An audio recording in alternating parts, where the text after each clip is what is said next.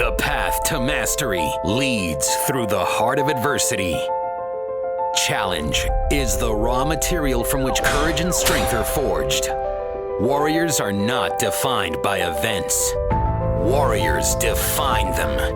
Warriors conquer themselves before all else. Warriors are relentless in their service to others. Join us as we open our hearts and hone our minds to a razor's edge. It doesn't matter how slow you go, only that you do not stop.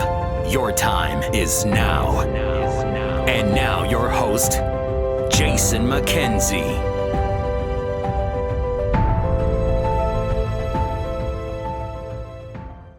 And boom, what'd you think of that new intro? I absolutely love it. And I want to give a shout out to Oscar Vasquez for so generously creating that for me. I mean, what an amazing gift. So thanks, brother. So listen, if you want to support the Mental Health Warriors podcast, if you love what we're doing here, there's a couple ways you can do that. The first one is to leave us a review and rating on iTunes, only if it's good, of course. But you can seriously do that in your podcast app. It just takes a second, and it really helps us get noticed. And we're moving up the search results, which is wonderful. So if you could support with that, that would be great. Another thing is to share the episodes. Share them on Facebook, Twitter, Instagram, whatever. But if you think there's something in the message that could help people, do them a favor and share it. And it would help us out at the same time. And lastly, you can support us over at Patreon. Go to patreon.com/mentalhealthwarriors. And that would really help us cover the cost of the podcast, and it would be much, much appreciated. So on to today's conversation, which is with my man, Tuan, who I met about a year and a half ago at a fatherhood retreat, and the guy just blew me away. I was quite nervous about going to this fatherhood retreat because I knew that there was a bunch of guys there, like really high level guys. And Tuan was one of the first ones I met, and he told me a story, and it just, I mean, I don't even know what to say about this guy other than, of all the people I've met on my entrepreneurial journey and my journey of personal growth, he is one of the ones who at the very top of generosity, who's given me his time, who's taught me, who's brought me into things that he's involved with. And I just consider our relationship such a fucking blessing. It's hard to describe. In this episode, we talk because he's a real dude. I guess that's the important thing. He's achieved all of this amazing stuff, made companies worth millions and millions of dollars. He's helped raise millions of dollars for charity. But he's a real dude. Underneath all of it, he's a real freaking dude with real issues. And he talks about them openly, and one of the things we talk about is presence and intention and how that plays a role in, creating the life that you want, not just your personal life, but your business life, and how they're intertwined with one another. So he's got a phenomenal story, but most importantly, he is the salt of the earth. I've stayed at his house. I don't know. It's hard for me to describe how much respect I have for this guy, but I need you to listen to this episode because this is exactly, when they talk about the famous quote Jim Rohn made where you're the average of the 5 people you spend the most time with, which implied in that message is obviously that you need to get a better, higher quality of people in your life. Tuan is one of the people who has made me realize just how profoundly life-changing it is to have a higher caliber of people in your life. So listen to this episode, and I want to tell you a little bit about Tuan. So he's an awesome biz dad. He's the founder of Dude Buddha, which is a tribe dedicated to supporting business fathers and helping them develop and strengthen their leaderships and business skills while learning the tools to stay connected to themselves and their families. He's also the founder and chief genie at healthgenie.ca, a business advisory firm that helps dental and medical groups across North America with leadership, strategy, clinic acquisitions, and marketing.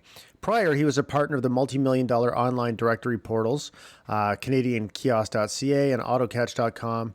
And OttawaLiving.ca, where he focused on national expansion towards 26 cities for kiosks and more specifically the health directory, healthgenie.ca. And he's also delivered 300 speaking engagements across the globe, including 3 TED Talks. Like, the guy is a freaking force of nature. He's one of these people, when you watch him, you're like, how the hell do you do that?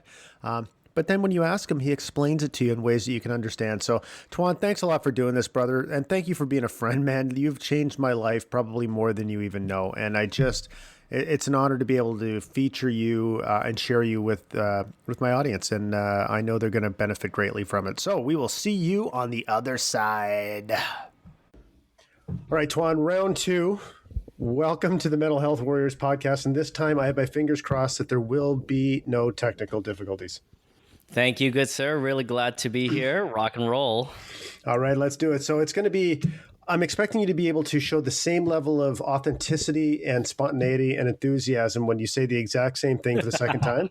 So here we go. So what I asked you last time, and I'm still curious, is tell me about what's going on in your life right now that excites you the most, brother. Wow, so many different things are exciting, but let's go. I like to break it down in 4 areas. So first, from a family perspective, really excited. The kids are growing up, and they're just amazing me every single day. And this morning, my son made his bed on his own, and I have to pat myself on the back. I actually helped solve a mathematical problem that basically confused the shit out of me last night. But this morning, my daughter and I sat together, and we solved that math problem, and I was like, pretty excited about that. What grade is your daughter in? This one is in grade 9. Yeah, mine is. That's an accomplishment. Solving grade 9 math is definitely an accomplishment because my daughter's in grade 9 too, and it's just about beyond me. Yeah. It took me literally 2 hours to figure it out. So, but that was pretty awesome. So I felt pretty stoked about that one. And then from a business perspective, it's growing really well, and I've grown faster than I thought over the last 5 months, and it's resulted in me being able to hire people, which is awesome to always give people a job and give them some hope and help them develop. So it's cool there. And then on a personal front, I want to save this part for later on, but I'll start with this by the conclusion, which was 2 days ago, and this is like hot off the press for you, Mr. Jason. I broke up with my lady. Oh, wow. And it stems from me having an insane struggle, and it created a severe, almost like a side depression. Excuse me, I'm just recovering from a cold. Almost a side depression. And then the next day, she came up, and then we had a really deep discussion. And for the first time, I felt our relationship grew. So guess what? We're back together, actually. But it's why I decided to break up is probably something I'd love to dive in with the community earlier, because it has completely to do with a mental breakdown. So we will discuss that later. And believe it or not, I was very, very excited. I'm super excited. It lights me up even thinking about the last 3 days of my life and how proud I am and how proud I was, courageous enough to take that step. And then the last thing I guess I could say I'm really excited about is, you're aware of my Dude Buddha movement, which is me curating a community of business fathers, so fathers who are business owners, to share and support each other in our pursuit of being awesome in business, at home, and as a man. So all these things are lighting me up every day, and I get on base, I strike a few times, but I never strike out. So so there you go. It's been great. Yeah, I guess that's something that, looking at you as a guy from the outside, as sort of that Dude Buddha avatar, I guess, is, people, you've had amazing success. You're a guy who, just people love being around. You're an amazing connector. You've had fabulous success in business, but there's still shit that you deal with, right? Just like we all do. And I know you've been pretty open about some of that stuff, and that's why I wanted to have you on the show, because I really believe, and I don't know if you see this, or maybe this is a notion that we can dispel right now, but people have this a tendency, I think, whether it's in people we admire or, leaders that lead us, quote, lead us. So we put people on a pedestal and we think they possess some super secret special abilities or superpowers or magic sauce that we don't, and that they're immune to, the self-doubt and the fear and depression and anxiety, that plague the, regular Joe, so to speak. And I think you will be able to forcefully dispel that notion. Absolutely. I think since we met, it's thanks to you that brought up the whole idea of vulnerability. And in my past, my success was all around this, like, I'm a champ, I'm killing it, I'm giving all this money to charity, I'm raising all this money for charity. And that was like the past image, which attracted people who just wanted that as their perfect life. But since we met, it's weird because I have had a lot of success, but I've also had a lot of success because of vulnerability. And you've seen some of my posts where I tell people I'm feeling screwed up today, or I felt like a failure today. But then I showed a perspective within that failure. And I find what I'm attracting are people who come to me and say, your life seems perfect because you're succeeding, but you're also admitting that you're screwed up here and there, right?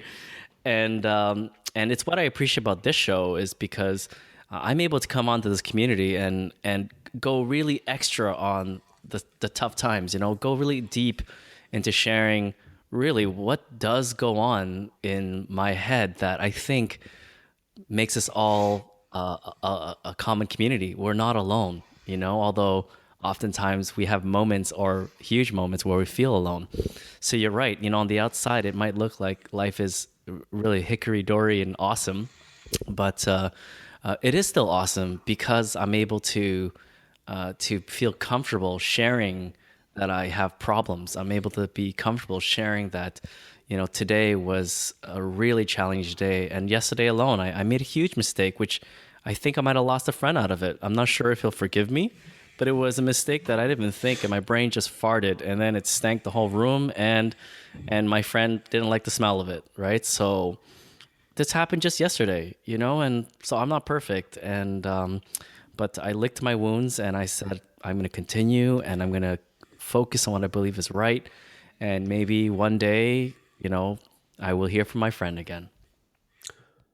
Yeah, that's powerful. One of the things that I'm working through right now is I'm struggling with the idea of how much weight to give my thoughts. So in other words, you hear a lot of people and they talk about, positive thinking and positive affirmations and all that kind of stuff. And I'm really starting to question a lot of that because I feel like I'm not sure best how to articulate. I'm just, maybe if I blurt something out here, you'll be able to make some sense out of it. But I feel like what I tend to do is I tend to give my thoughts more weight than they deserve. So when I try to do positive affirmations, I feel sometimes like what I'm trying to do is be proactive in driving out the negative thoughts when I should be not should be, but what I think, peace and harmony really comes from, but just being able to accept that you can't really control your thoughts, but you can have total control over the weight that you give your thoughts. Has that kind of thinking or anything been part of your personal journey?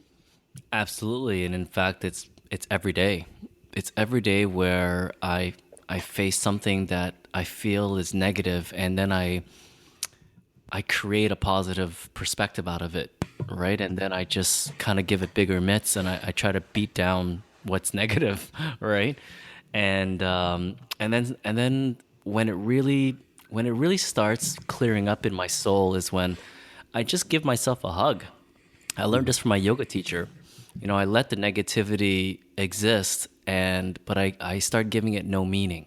So rather than creating a positive anti-negative thought, I just stop giving what happened meaning. So for example, yesterday, I did something that I basically sent an email out, and I thought it was cool to say, hey, I also know this guy, right? We're both friends.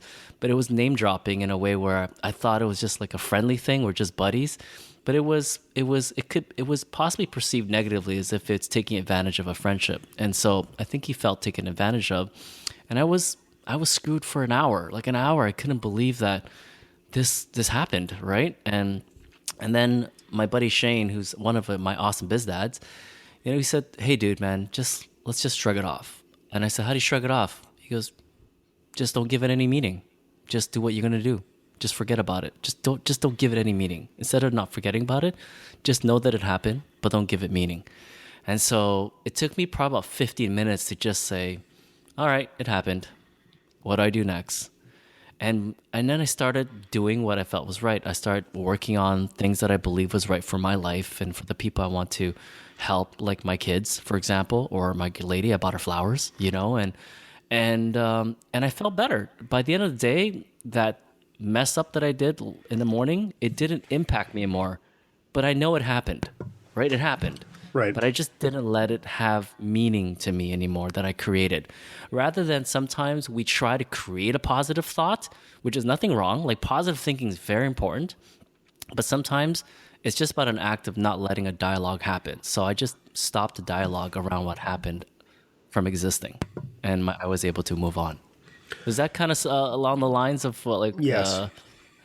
Yeah, absolutely it is. And that's, I think that for me, I feel like that's where I need to focus. I feel like I've made progress in that area, but I feel like it's where I need to focus my, say next phase of personal development. I mean, it's not really a phase. I guess it's a lifetime journey, but I know that there's an opportunity for me there. One thing I wanted to ask you about before we get into your sort of origin story is how do you, because you've set some really audacious goals for yourself and you've achieved them. And I read something just this morning, actually. And when I was reading it, I was looking forward to bringing it up and kind of unpacking a little bit with you. But what I read, I've always believed that in certain contexts, very rigid goal setting can be very limiting, right? Because I mean, sometimes you can put goal setting is important, but at the same time, you can put blinders on to, some of the other opportunities around you when you're laser focused on an end goal. And I think sometimes you can really wrap up your personal self-worth in the achievement of that goal, thereby not feeling worthy until you achieve it. And then maybe as soon as you achieve it, like looking for the next hit of adrenaline. And what this author said in this book I'm reading said, ideally what you want is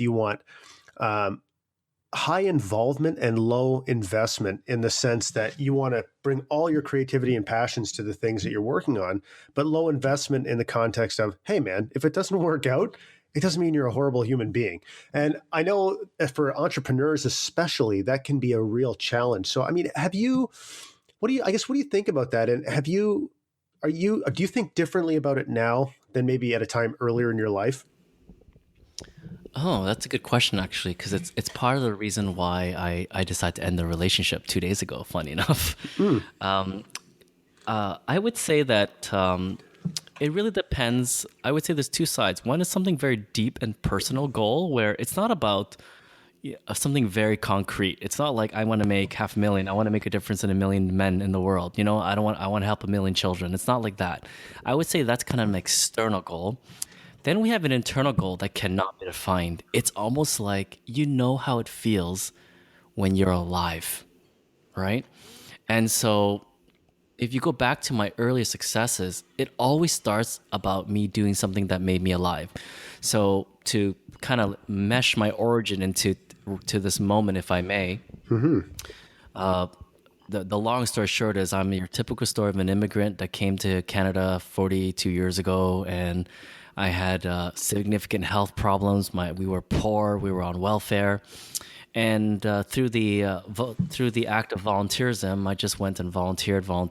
And then when I went to engineering, then business school, I learned business skills. And I decided to try some of these business stuff that I learned into volunteerism. I just tried business skills into fundraising. And so one half of the equation was I was able to raise $1 million by 25 years old.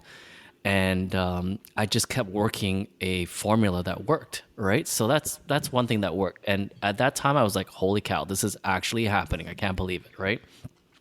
The other thing was when I was in school, I did this project where I interviewed small businesses. I didn't even realize they were called small businesses, basically owner-operated restaurants, I walked around the community and just interviewed business owners. And I asked how they marketed and advertised, and I asked if they would buy radio or TV ads. And that's when I learned how expensive it was. Now probably still, but back in the day for sure. And I said, that's just not fair. Like, how can these small players ever move up when they don't have a chance to purchase advertising? So that's when I created, with a couple of buddies, a website. This is way back into the mid 90s. And, we're like, we're going to sell advertising on our website for very little money, and we're going to just drive traffic to our website. But the purpose was great. Like, I felt really awesome doing that, right? The goal was this feeling that I had in volunteerism. What I didn't realize was going to become a multi-million-dollar business. And there was this point where I started creating external goals. Right? Wow, we've grown to 1 city. Let's see if we could do 2 cities. Oh, let's go for 26 cities. And then one of our sites hit 100 cities.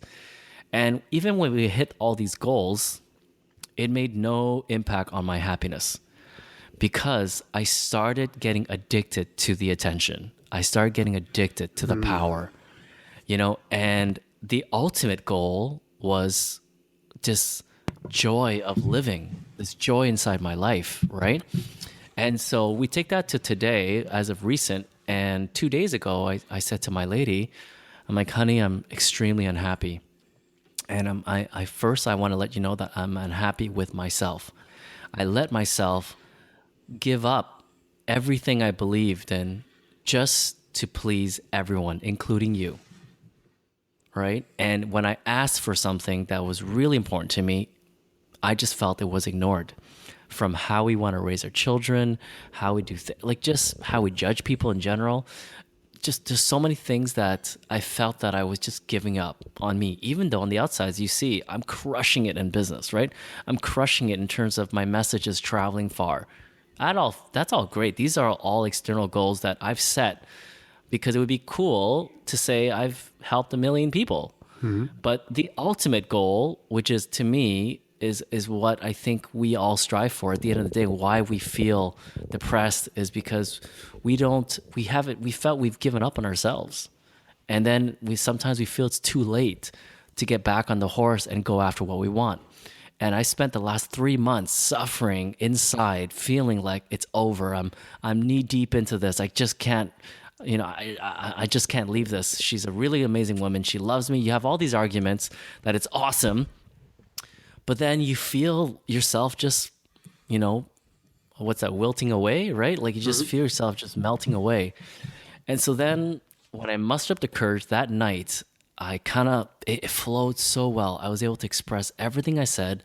And then, and mainly it was 100% about me. It was as in what I believed. And at the end of that, we went up sleeping in separate rooms. The next morning, she came up to me and she said, I don't want us to end. And I know I need work. I need to work on myself. I know there's things I got to work on. And then she asked me, what should I work on? And I said, I'm not here to tell you what you got to work on, because I have to tell myself what I got to work on. And then I'll let you know what I'm working on.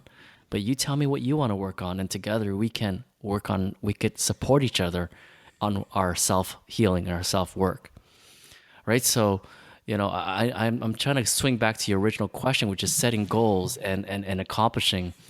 I've set some physical, external goals, and I believe that if you put your head to anything that's kind of physical, external, like lifting weights, being this successful, getting this job, you could actually accomplish anything you want. Externally set, you could accomplish.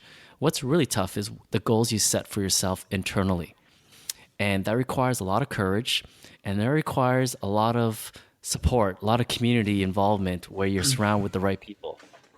And so your community, for example, I mean, of course, I jump on it whether you know it or not. You probably see like your posts are seen by me, but I read a lot of posts and I walk away feeling more strength to do and move towards. And 2 nights ago, I mustered up the strength to say, guys, Tuan, it's actually not too late.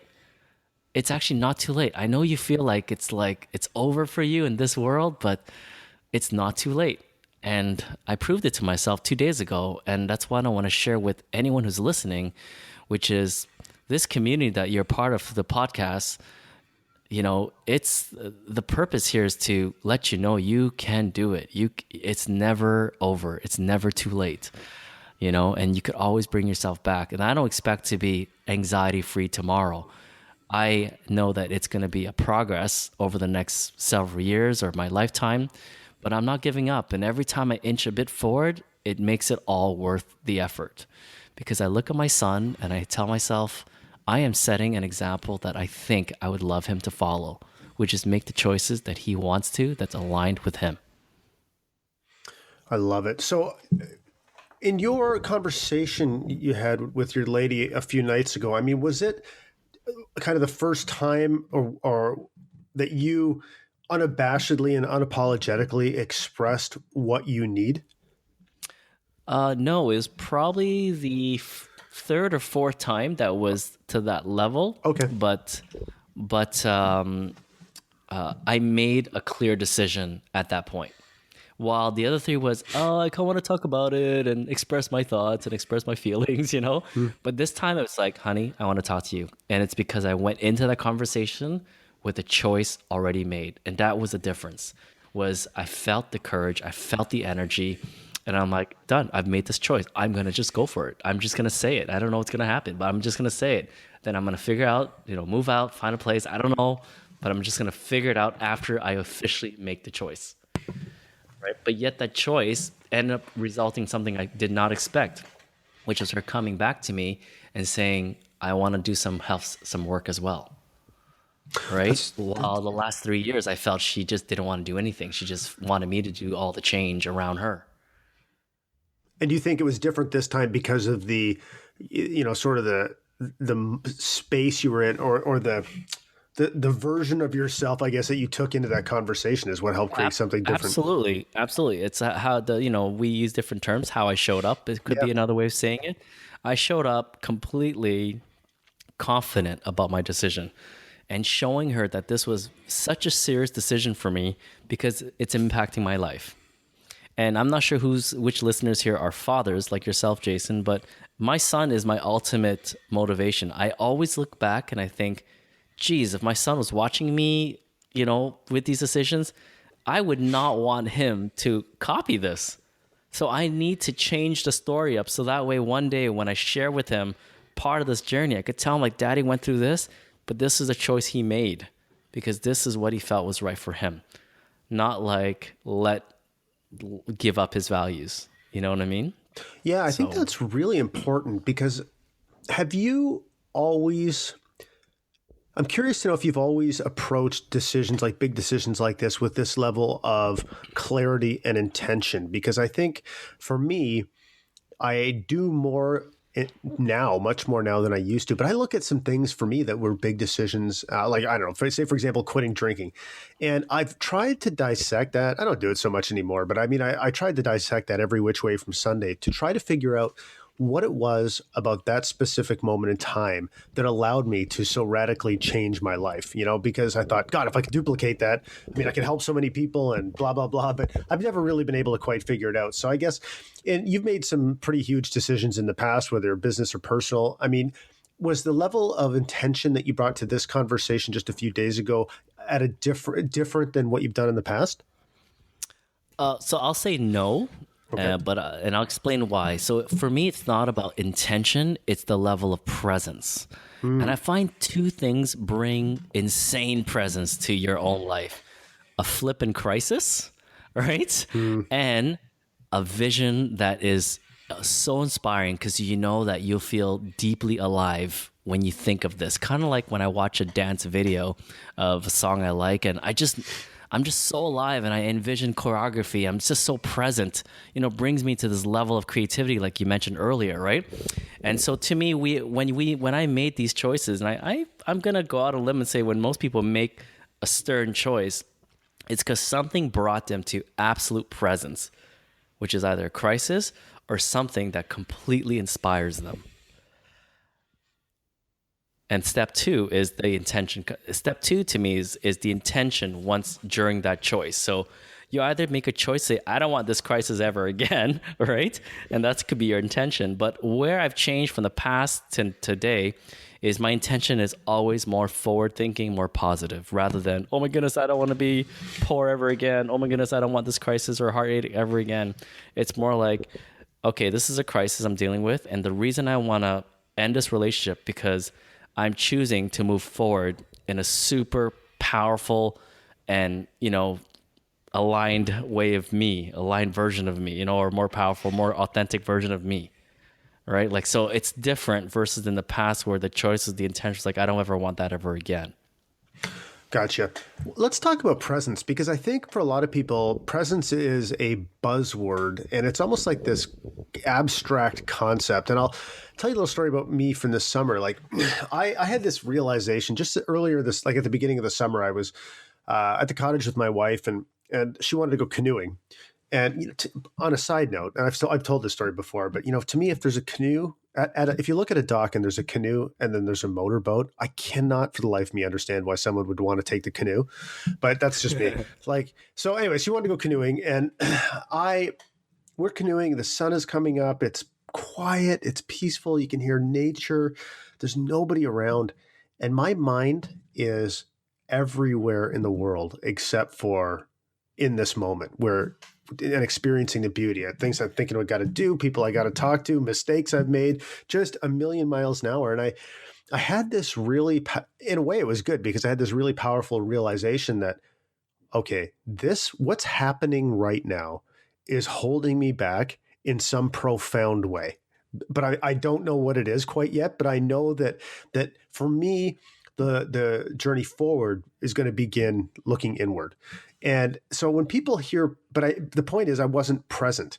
And so from your point of view, like what does it mean to be fully present? And when people are in that space, like what might they expect that would be to be different from being fully present than being like sort of the monkey mind that we're all used to? Great question. I mean, I'll try to answer this as the most simplified way. I mean, presence is you're absolutely into the present moment with the present environment in front of you. You're not creating something in your head that's not right there. To me, presence is just literally enjoying something that's physically and just right in front of you, right? So what I hear you doing, experiencing is, first I want to say we all do this every day, even with our children probably. It's a little bit more difficult with our children, especially if they don't speak like my 5-year-old, not as much. But with my wife or my girlfriend, I call her my wife still, and the two stepdaughters, when I feel a lack of presence, I actually let them know that I have all these things on my mind. So I've sat down with my girl, like we do this kayaking thing down the street from us. There's a nice little dock, and there's moments where I'm on the kayak and it's beautiful. That's why we went out there in the first place. And my mind is on like that last email I saw just before I stepped out that I couldn't open, right? Or I opened it and then I stepped out. I'm like, oh man, I just want to go back and respond that email, right? And then it's amazing the day I decide to just let her know, like, hey, honey, I don't know why, but I have that stupid email in my head and I just can't seem to enjoy this very moment. And then it's funny how that conversation evolves. I bring that thing that took me away right to the present moment, and the conversation gets alive. And then soon enough, when I talk through with my lady who's there to hear me out, it's let go, and then I start enjoying the moment again. There are days where I spend an entire hour with her and I just can't get present in the moment, and I feel guilty, and I just always have to just forgive myself and move on. But to me, presence is practicing your brain to understand that when that happens, what works for you to get present? What works for you to let go and just enjoy this very exact moment? Because this moment is there for you to get the energy to deal with that crap or the opportunities that awaits for you. You know, it's funny you mentioned the email. I mean, I went to the library. Sometimes just to get out of the house, I go to work and get some peace. I go to the library, and I was sitting there today and I was feeling, oh my God, man, just totally fucking overwhelmed. And my wife has this, like, just this ability to, I somehow know that. So she texts me and she says, hey, just, I forget what she said, like thinking about you or something. And I just unloaded like on WhatsApp, and I'm like, I'm sitting here, I feel like a fucking failure. I don't know what I'm doing and blah, blah, blah. And just like you talking about the email, I cannot believe how much better I felt just by getting it out of my own head and sharing it with somebody who loves me, and I don't know. I talk to a lot of guys who, they don't want to do that. They don't want to do that with the people that are closest to them, with their partner or whatever, because I think they're afraid of being judged, or they think that they have this persona to maintain. And yeah, I don't know. I just really connected with what you're saying. And I mean, I guess, has that been a journey for you too? Like with being able to be open about that kind of stuff to the people that you're closest with? Yes. And I mean, it has been very difficult, which is why I finally opened up to full transparency this past Tuesday evening. It was the night where I said, oh my goodness, I think I need to be fully transparent. Every single thought, I just let it out there. It was a long discussion. Obviously, we don't want to record 2 hours of what I said to her, but it Start was from the beginning. Yeah. Well, it started. But I've struggled with this my whole life. Is is communicating my thoughts. I forgot how you said it earlier, but not coldly or directly, whatever it was you said earlier was a great word. Unabashedly and unapologetically. Yeah, exactly. Unapologetically, just opening up and sharing my thoughts and not be afraid of that judgment, because my entire life was pursuing acceptance, right? And I trained my entire brain to just look for acceptance, find the best way to be accepted by everyone. And I've gone a long way to not care about people's acceptance, but I still struggle with my lady, my mom, my sister, my brother. Like, I still struggle with the people closest to me, just wanting so badly, their smile and their applaud, and I just want it so badly still that it still affects me till this day. So it's a work in progress still. Yeah, no kidding. So, God, what to ask you? I mean, there's so many great questions to ask you, but I think I think that's one of the things I see too with a lot of guys is just the self judgment they have, guys, especially guys that are dealing with mental health issues. There's so much self judgment, and that self judgment is really isolating, right? Oh my God, if people knew the real me, they'd judge me. They'd never be able to, I'd be rejected. I mean, was that ever something that you have struggled with throughout the course of your life as well? Absolutely. I mean, rejection is the biggest thing I dealt with. A story that I shared quite publicly was I was bullied my whole life, and I still remember the very first day in kindergarten. I copied the Dukes of Hazzard car off this guy Marco in my class, thinking he'd be say, "Wow, it's cool, we're teammates," but instead he pointed his finger at me and called me a copycat. Right? And everybody called me a copycat for that week probably, and then the next week nobody remembered because they maybe picked on the next person, but that stayed with me my whole life. That scarred me for a very long time. And so, I'm always afraid of that judgment, and sometimes I have these thoughts, and I feel that it's kind of against the norm, or maybe not very popular way of thinking, and I would be afraid of sharing it just because I'm afraid of that judgment. And I mean, especially for the mental health community here, I could say one thing that may or may not help, which is, when I started dealing with this, I basically started surrounding myself with people who weren't afraid to say what they want to say. All right. I just watched and observed these people like, fuck it, just say it, and I realized that in the big picture, it always works out. It works out for them all the time.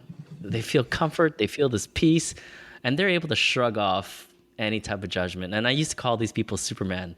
And one of a good buddy of mine, Jay Wong, we used to do our sales together for our company, and we're like, "Yo, let's put on our Superman suit." And the Superman suit is, anytime a customer rejects us or anyone rejects us, it's gonna bounce off of us like a bullet, and we just walk as if it didn't even touch us, right? And so that's what I observed when I started surrounding myself with individuals who are able to express themselves unapologetically because they believed in something, not in an offensive way, and they were supermen, that's or superwomen, right? It's just amazing to see them, or rejection bounce right off of them as if it never even touched them, and them just moving forward and doing what they believed. And so I think about these stories of the people I've met, and it fuels me with energy to just go for it, just say it. And in the last year, I've said a lot of things that I would have never said, and it's against norm. I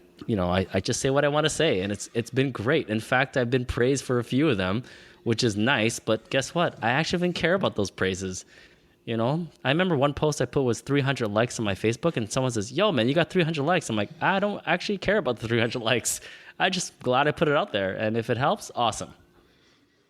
Yeah, and doesn't it get easier? Like, it's funny when you start talking about things that you never would have said before. I think what happens is people imagine saying it, and it causes their heart to race. They get they get palpitations. Oh my God, am I going to get rejected? And as you start saying more of what your truth is, I find that not only do you find more powerful and connecting words in which to be able to express your thoughts, but you say them in a way where they don't sound confrontational. They sound almost compassionate and direct and truthful, and but coming from a place of legitimately having people's best interests at heart, and I think that's a very limiting belief that people have, is that if I speak what's true to me, then people will, automatically reject me, or I will create conflict. And yes, that could possibly happen, obviously, but the better you get at doing it, the more positive outcomes that come out of doing it. Have you found the same thing?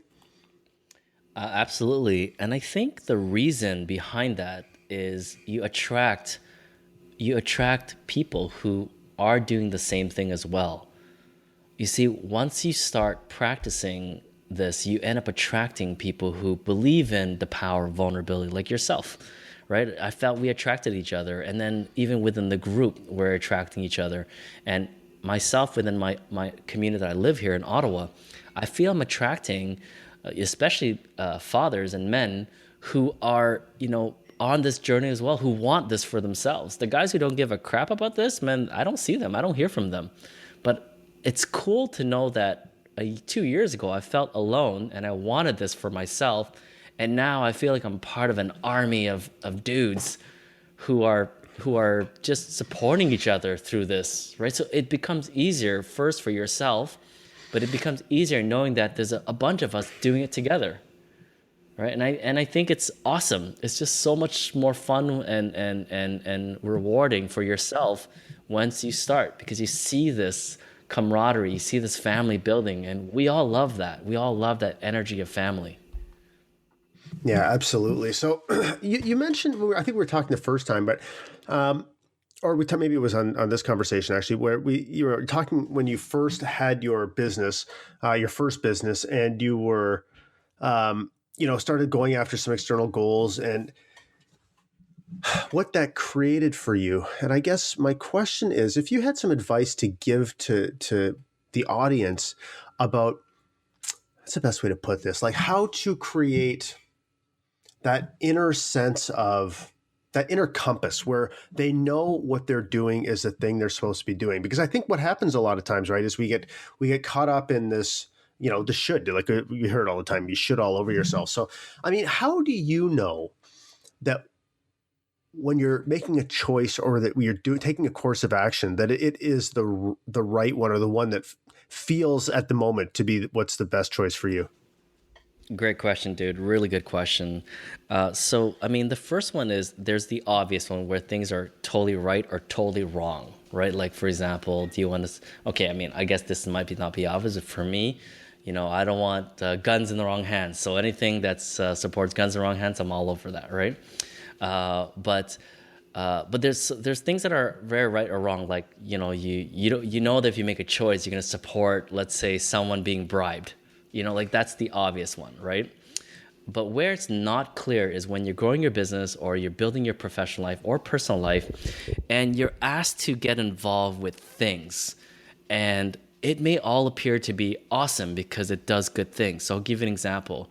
I used to be approached by Cancer Foundation, breast cancer, heart and stroke. All these are amazing, amazing charities that are worth supporting. And then all these business opportunities, perhaps, all these amazing, powerful men, CEO of this company, CEO of that company, maybe this politician, or maybe that business owner. Like, these are all really successful people that we admire.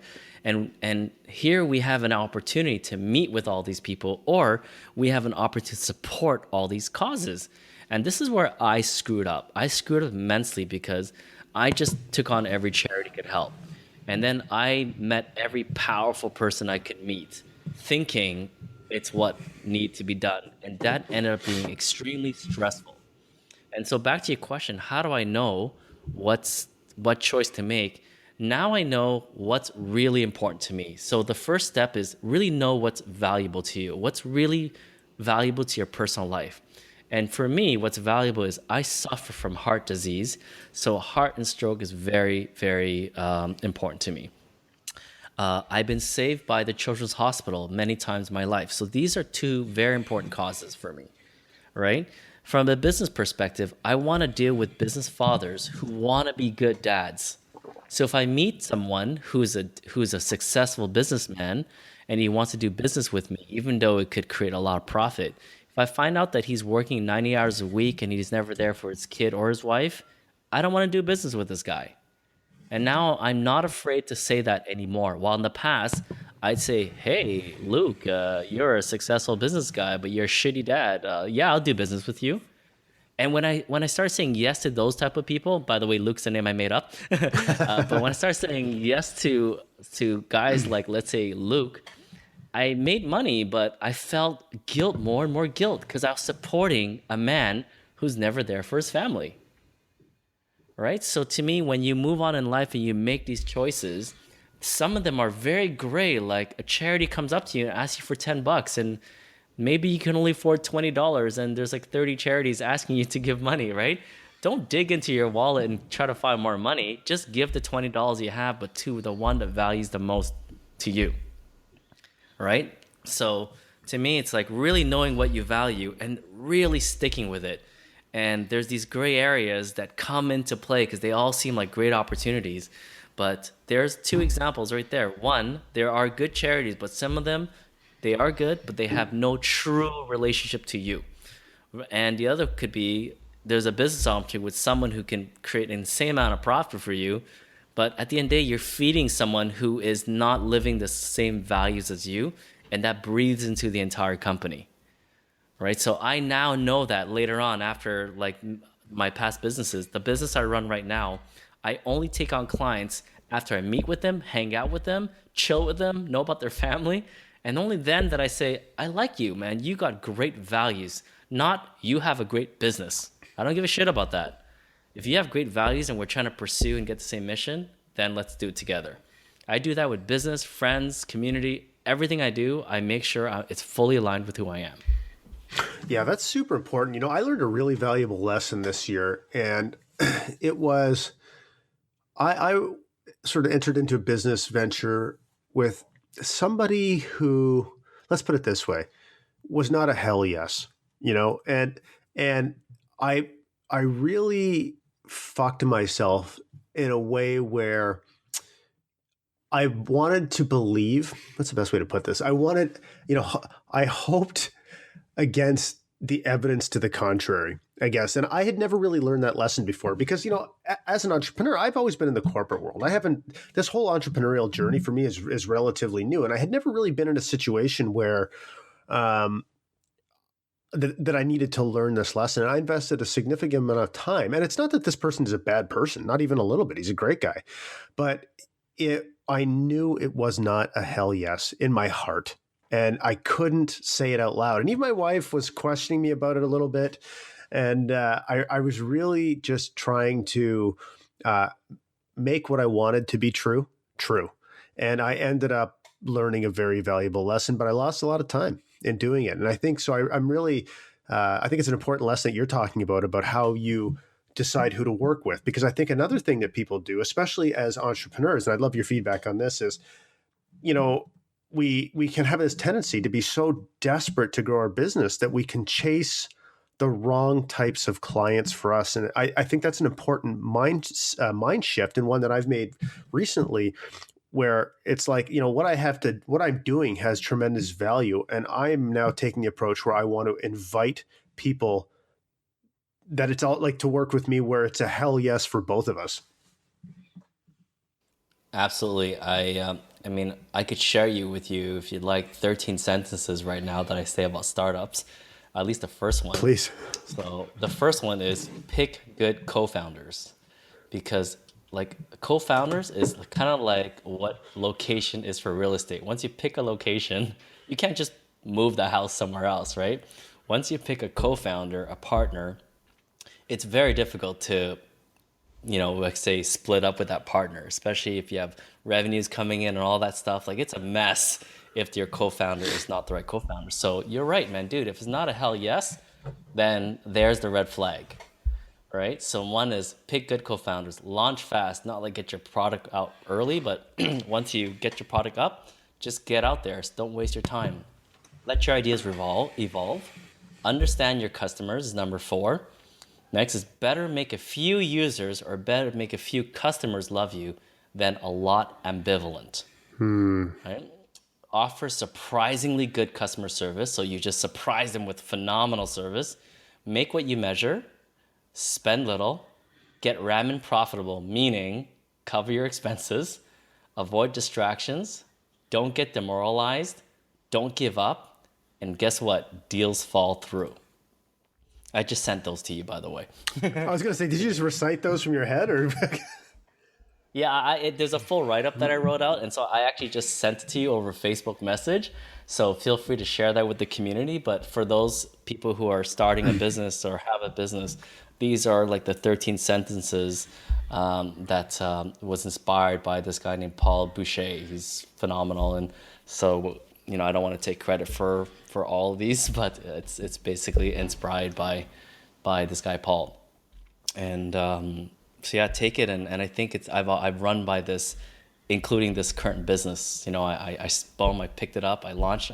I found one co-founder. He's awesome. He's silent, but he's a great partner to bounce my ideas off of, and then I just literally followed the 13 steps, and it's allowed my business to evolve really, really well, and attract the right people. That's fantastic. What do you see with your kind of change the channel a little bit? What do you see with your kids, especially the one in grade 9? One thing that I've been really surprised about. So we sent our kids to a private school, a Waldorf school, and it's a very, very different environment than say the public school system. And it's just a different teaching philosophy. It's a smaller school. There's no technology in the school. And what I see, I'm actually flabbergasted at how different grade 9 is. Like I knew it was going to be different. But holy moly, I can see as a parent, how it's very overwhelming for the kids. Social media, for example, is so freaking pervasive. And my kids had social media before. I mean, but just the context in which they used it was very different. Now I see, like, when we were in high school, yes, obviously rumors could spread, and that happened a lot. But now, man, a rumor is like instantaneous. It gets spread instantaneously. Everybody. So as a dad looking at your kids, I mean, what are your thoughts on maybe social media and mental health, or the role of a parent, what the role a parent can play in kind of protecting and guiding our kids through this navigating these treacherous waters sometimes? Great question, and it was a challenge, and still is a challenge, right? Excuse me. So again, great question, but it's still a challenge. My 13-year-old is on the outside is deemed as the grumpy girl, but because she's highly intuitive, and she's very curious about just life in general, right? And so when it comes to social media, kids make this mistake all the time. For example, once she was trashing one sister to about one sister to her twin sister. You know what I mean? They're twins. Right. They're in the same group. One girl did a lot of work, the other girl didn't. So she trashes the other girl's sister, expecting that to be normal. But then it just came back at her and bit her in the ass. Right? And then she's like, why did this happen? And I'm like, well, when you're trashing somebody on social media between two people, they share it and it spreads. And that's what happened. Right? And so how do I help my kids through it? So I've limited social media tremendously. I know all their passwords. They don't know their own passwords, actually. And when it gets too bad, I log them off of it. So that's how I control social media. When they get home, I've deleted or I control how much internet they get from home. Right? And at school, it's something I can control. So how do I handle that? We have open conversations about the conversations they have on social media. So I asked them, so how's their things on social media? Any crazy things happening with friends? Are they sharing stupid stuff? Like, what do you think is stupid? What do you think is great? What have you learned through social media? What have you observed about people in general? So I've made her really inquisitive and curious about the conversations that happen, rather than being a victim, rather than putting herself in kind of like in the fire of like the fire zone of social media. I'm able to I feel so far at least I'm successful at helping her remove herself from the overall conversation and observe it from kind of like a bird's eye. And it's allowed her to actually not let it affect her the way it could. Now, recently, I share with you and a few other friends that she had some really dark thoughts, and it was suicidal thoughts. Wow. Right, and it was scary because her counselor called me and she didn't want her mom and dad to know. She says, "Please call my stepdad. He's the only one I want you to talk to about this stuff." And the great thing is she's been having these thoughts for over a year now. She shared them with me, and I've kind of tried to walk her through it. But they were getting worse, and she went to the counselor because she wanted to get rid of it. So she's not suicidal, but she had suicidal thoughts. So I've learned there was a difference, right? Having these dark thoughts. And she's just talks about different dimensions of living, like really crazy weird stuff that people think it's weird. And for me, it was like, wow, I can't believe my daughter thinks like this. It's so cool, right? And over the last couple of weeks, because this happened only 3 weeks ago, but the last couple of weeks, we've actually brought in a psychotherapist, and we've worked with a psychotherapist. And, I thought it was because of all the social media. I thought it was because of all this stuff that she's been exposed to, overstimulation and comparing herself to all these other people. But it turns out, she had still experienced a lot of trauma from the divorce. And and she feels herself, because I remember the question was, when's the furthest point you can remember feeling this? And she remembered clearly, and she described a moment between her parents. And she still remembers that point very, very vividly. And so it was traced back to almost that point, and it had nothing to do with all the social media stuff. And then she even said, actually, the social media is kind of what helps me actually not want to die. I think that's what she said, right? And it was cool for me. I'm sitting there because I don't say anything, and the counselor says, "Oh, why does this help you not want to die?" She goes, "Oh, because I just kind of see how silly things are. It's just kind of funny. I look at social media, I look at what people are writing. It's just kind of funny." Right? And before that, she was knee deep into it. She was like affected by the social media. But in the last year or so, I could see that she goes through social media and she just kind of just watches it. She just observes social media. So that's on that point. I don't know if there's time, but I want to share one more thing, if that's okay. Yeah, please. Just take as long as you need. Yeah. So from a school, because you talked about school, and this is something that's very important to me. My 14-year-old actually wants to be homeschooled. Oh, really? And we talked to Vincent about this. We've talked to Jim Shields, like a lot of people that you and I both know. And the reason she wanted this is because the last 3 years since I've met her, she would say, "Oh yes," I always ask the question, positive inquiry, like what's good and what's great, and she's like, "Well, what's good is that I learned everything I need to learn within 15 minutes. What could be great is if everyone could catch up in less than 2 weeks," right? And I didn't have that problem in high school. Where mine was the opposite. Me neither. But then after 3 years, the other cause of her depression is she felt wasted. She felt she's being wasted at school.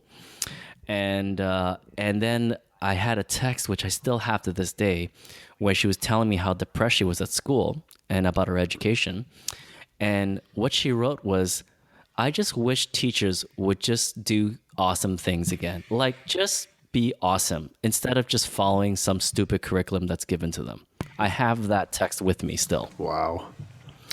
And then I wrote back, "What do you mean awesome?" She was, "People just don't want to be great anymore. People just don't want to help people become great anymore. They don't care about greatness." This is at 13. She wrote this. Right? So that's when I'm like, holy cow. And then here she is hearing me on these podcasts and seeing my conversations online and all these people talking about homeschooling. And that's when it triggered her. She's like, "I want to be homeschooled."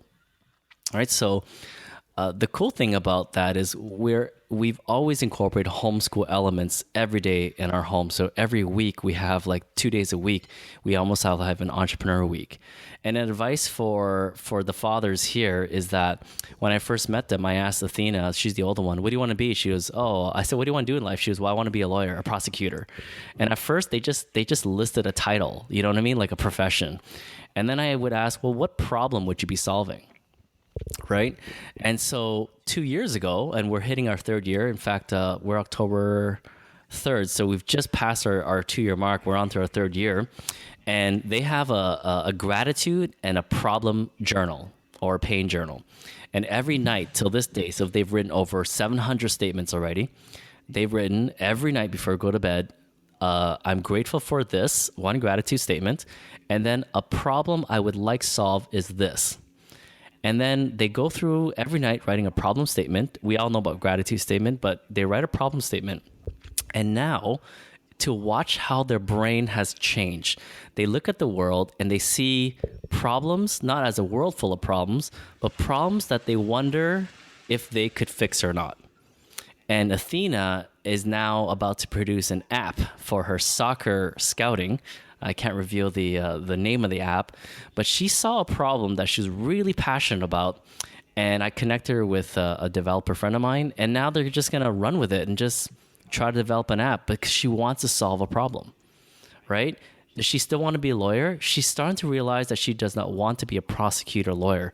Now she knows she wants to solve a different type of problem, which could result her being in a lawyer, right? So both kids now have grown to be this entrepreneurship type mind where they are looking at the world and trying to match a problem with their passion and their gifts. Wow, that is Right? so interesting. So in other words, you're saying by writing down these problems, they are, I guess, putting words to these problems. Is it giving them an opportunity to consider them like in a less passive way and think about how they might be, for some of the problems, how they might be the ones to actually solve them? Is that what you're saying? That's exactly it. Because the whole point of the exercise is just put out there to the universe that you've noticed this is a problem and maybe someone can solve it.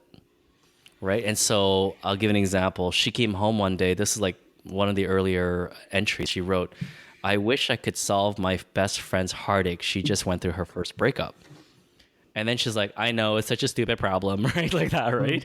I'm like, no, it's a great problem because I could tell you this very minute, probably at least 5 million people are going through a breakup and they're going through a heartache and they don't know how to deal with it. And if you have a way to help people overcome this and you care enough about this problem, this could be one of the things you do with your life. I remember that conversation and that was like an aha moment for her. And from that point on, she just wrote anything that she saw was a problem. Here's another one. She said she comes home one day, it was like 5 p.m. or something, and she's like, I know what I'm writing tonight on my problem statement. I'm like, what is it? I want to write, how can you cut grass more efficiently? Because we have our house is kind of a cute little home, but we have a big lawn, and she cuts the lawn, right? So she mows the lawn, and this one day it just took forever, and she's like, okay, there's got to be a more efficient way to cut the lawn, right? And so right away, she even lie down in bed and think, what could be a problem today? It's like, I know exactly what I'm writing tonight, right? So they write every single thing they see. You know, the leaves are falling down, and the 11-year-old wrote something about the leaves just a couple of weeks ago. Right. And for her, she's an arts girl. So she goes, there's got to be really cool ways to preserve the color of the leaves. Right. Because she brings home a leaf and she just wants to preserve it. And so that was her problem statement. You know, it's so interesting that you say that, because I think one thing that people think is they have this crazy idea that all the world's problems have been solved already. And, you know, just thinking about your daughter, like, I have every single time I cut the fucking grass, I say to myself, this cannot be the most efficient pattern to cut this grass. And I always wonder about it, but I never go any further than wondering about it. You know what I mean? So I just cut it in the same stupid pattern I always do.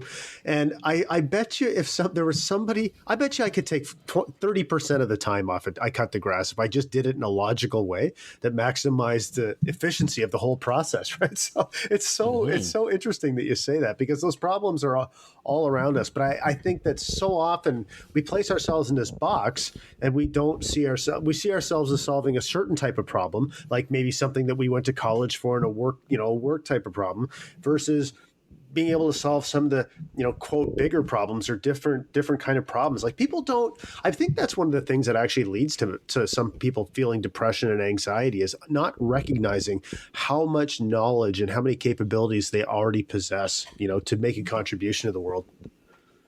Absolutely. I mean, I'll finish with note, but I want to touch on about people having mental problems around the same space, about not realizing they could solve these problems and stuff, right?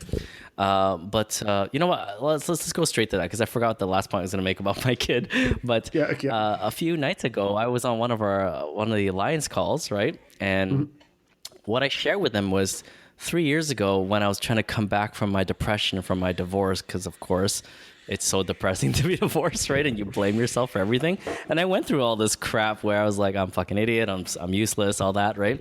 And one of the things I did, not on purpose, and it ended up resulting in curing a lot of my depression was for especially those who have long drives. I used to drive to Montreal, which is about an hour and a half from my city here, and I said to myself, you know what? I'm going to start recording my thoughts, and I'm going to record it for my son. I'm going to speak to him and just tell him about my life and tell him about stuff that's happened and cool things, positive things. And I just want to leave all my best lessons to him. And this was inspired by the guy named Brendan Burchard, and I just heard one of his videos, and he's just saying everyone should write a book, whether you sell or not. Everyone has valuable knowledge to pass on to friends, family, right, and people they love. So then I'm like, all right, I think I'm going to do that. I don't even care about writing a book to publish, but I do care about sharing my best experiences and mistakes with only my son and the people I care about. So I started driving, and every day I would record. Every time I drive, I would record 30 minutes, 45 minutes, an hour of me just talking to a phone, but as if it's my son, right? I do voice notes, and I have probably like literally 30,000 hours of voice notes, but just by downloading what you think would be great to just pass on to people you care about, including all your mistakes, what happens is this energy starts creating. You're like, wow, this is actually valuable stuff that I'm passing down. And suddenly when you download, new amazing things starts uploading into your mind. And when all this new stuff starts uploading into your mind, that's when I felt, at least for me, my depression, my self-doubt talk, my fear imposed, rules, right? All of that kind of stuff that I created from it, it started disappearing. It started disappearing because the more I downloaded, the more space I created for awesome things to upload. Because it just felt more awesome the more I download. I love it, brother. That's great advice, and I could not agree with you more. So listen, I knew this was going to be an awesome conversation, and I also love knowing that I didn't know where it was going to go. So, man, you dropped a ton of bombs in there. So for the audience who I know will want to know more about you, and when I can record the intro after, I'm going to rave about what an awesome human being you are. So, and how happy I am that we crossed paths. But for the audience the guests or audience rather, who wants to know more about you, what's the best way for them to find out about what you're doing? You could check out dudebuddha.com. That's DUDE, B's and Bob, UDDHA.com, dudebuddha.com. And you could just probably Google my name too. I think there's a few TED Talks there, and I share a lot about my life. Yeah.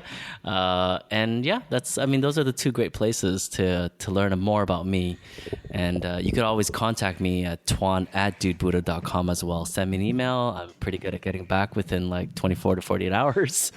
And yeah, that's pretty much. I appreciate the opportunity, by the way, Jason. This is just rocking awesome to be able to talk about just life and challenges we all face and bringing it out to the open.